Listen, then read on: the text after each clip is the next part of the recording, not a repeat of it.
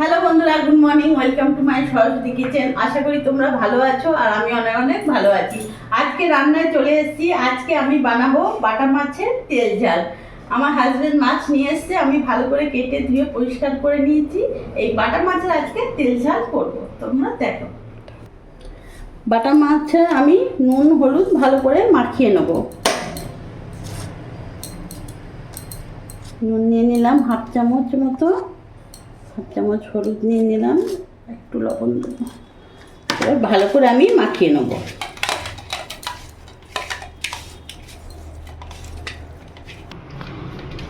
ভালো করে আমি মাছ মাখিয়ে নিয়েছি নুন হলুদ। এবার আমি কড়াইটা ধরিয়ে নেব। গ্যাসটা ধরিয়ে নিলাম। কড়াইটা আমার গরম হোক ততক্ষণে। কড়াই গরম হয়ে গেছে, এবার আমি সর্ষের তেল দিয়ে দেবো। আমি পুরো রান্নাটা সর্ষের তেল দিয়ে করব।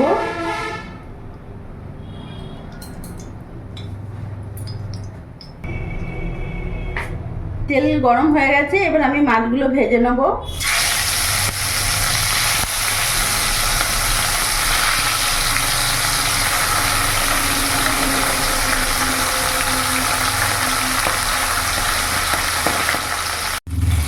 আমার এক পাশটা ভাজা হয়ে গেছে, আমি এবার উল্টিয়ে দেবো।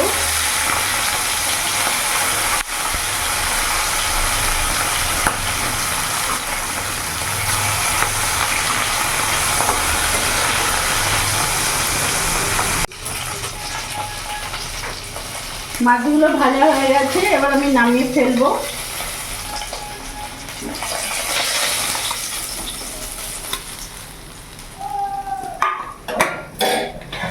বাদ বাকি মাছগুলো আমি ভেজে নেব।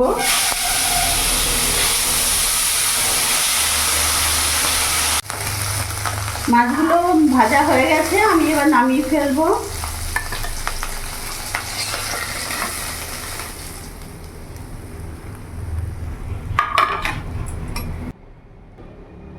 মাছগুলো আমার ভাজা হয়ে গেছে, এবার এখানে আমি সর্ষে পোস্ত নিয়েছি, 1 চামচ কালো সর্ষে নিয়েছি, 1 চামচ সাদা সর্ষে নিয়েছি, আর এখানে 1 চামচ আমি পোস্ত নিয়েছি, আর এখানে 1 ইঞ্চি আদা আর কয়েকটা কাঁচা লঙ্কা নিয়েছি। এটা আমি ভালো করে শিলে বেটে নেব।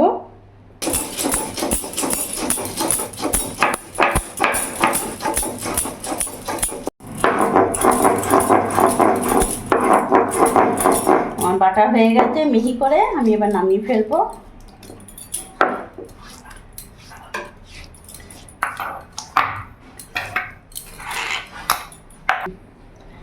আমার ভালো করে বাটা হয়ে গেছে, এবার আমি গ্যাস ধরিয়ে নেব। আমি আর তেল দেবো না, ওই তেলের মধ্যে আমি রান্না করব। তেলটা একটু গরম হোক। তেল গরম হয়ে গেছে, এবার এখানে আমি ফোড়নে কালো জিরে দিয়ে দিলাম 1/2 চামচ। এরই মধ্যে আমি পেঁয়াজ কুচনো দিয়ে দিলাম একটা।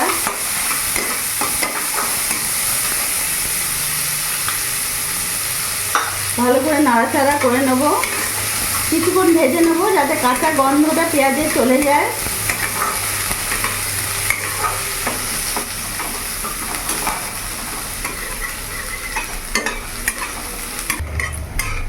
পেঁয়াজটা আমার হালকা ভাজা হয়ে গেছে, দেখে বুঝতে পাবে। এবার এখানে একটা টমেটো পেঁয়াজ কুচি নিয়েছি, একটা টমেটো নিয়েছি, টমেটোটা আমি পুরোটা দিয়ে দেবো।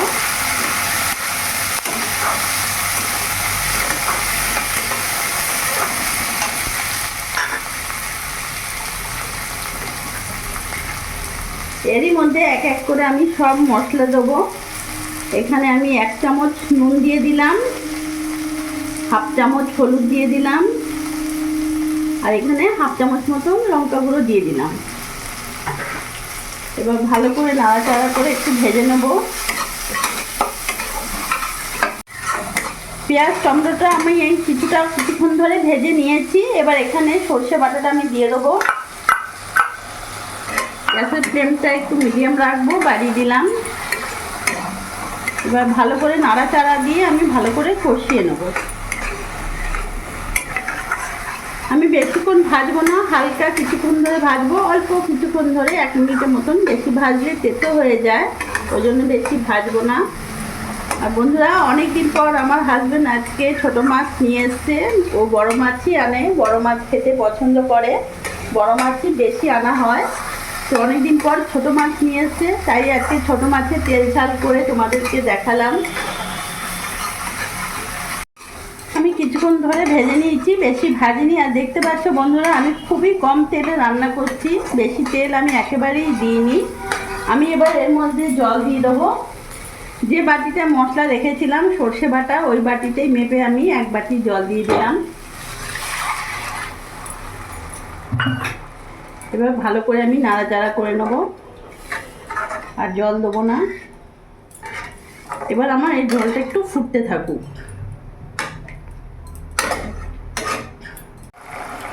দেখো ঝোলটা কত সুন্দর ফুটে এসছে।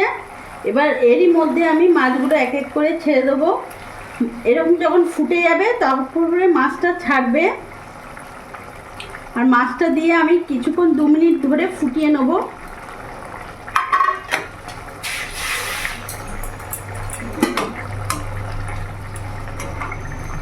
কিছুক্ষণ ধরে 2 মিনিট ধরে ফুটিয়ে নেব। আর দেখো ঝোলটা আমার গাঢ় গাঢ় হয়ে এসছে, খুব যে পাতলা তা নয়। দেখো কত সুন্দর ফুটে এসছে, আর চারিদিক থেকে তেল ছেড়ে দিয়েছে। ঝোলটা দেখো পুরো গ্রেভি হয়ে গেছে, মাখো মাখো হয়ে গেছে বেশ, আর খুব সুন্দর একটা ফ্লেভারও বেরিয়ে গেছে। আমার বাটা মাছের তেল ঝাল একেবারে রেডি হয়ে গেল। আমি এবার গ্যাস অফ করে দিলাম, নামিয়ে ফেলবো।